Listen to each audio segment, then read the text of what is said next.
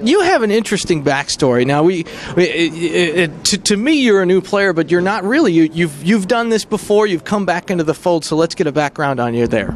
So I've played racquetball since I was probably 14 years old.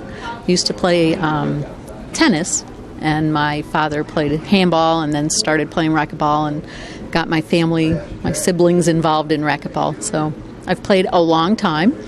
But then became a competitive player, probably in the 1980s, and played tournaments until about maybe mid-1990s. Okay. And at that time, life gets in the way, so didn't play tournaments anymore.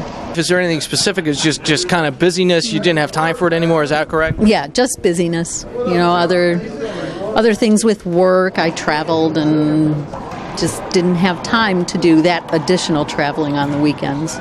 So would this be relatable to someone else, you think? I mean, do you think someone else might be in the same situation? Oh, absolutely. I'm sure there are. So now, what made you, I know that there's someone slightly off camera that his name's going to get mentioned, but what exactly made you come back?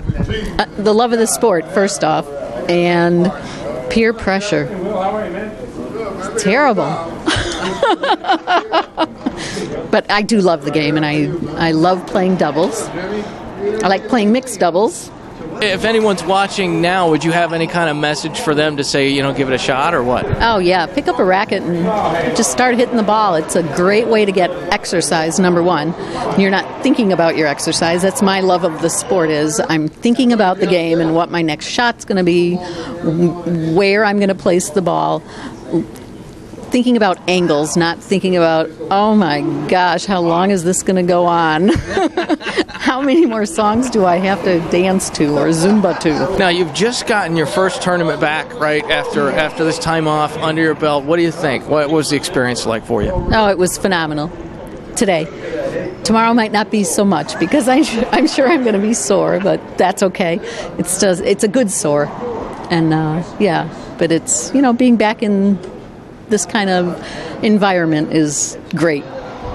Have you seen anyone that you knew beforehand or from way back when? Yeah, a lot of familiar faces. How was the playing like today? What did you feel like on the court? Oh, myself? Yeah. Great. It was wonderful. I love the thrill of the game.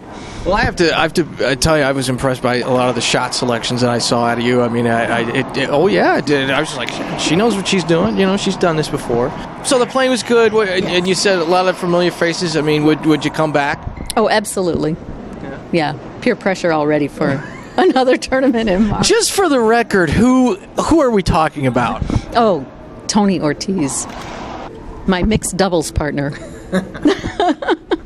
One of the usual suspects. A usual suspect is right. That's exactly right. So now hopefully we've learned a little bit about finding the time again to enjoy activities you may have missed out on while getting other things done in life. And the value of being a good ambassador for the sport that you care about so much. For all things INSRA, please visit insra.org. This channel right here on YouTube or on Facebook, search Indiana State Racquetball Association. Thank you for watching, and we'll see you again real soon.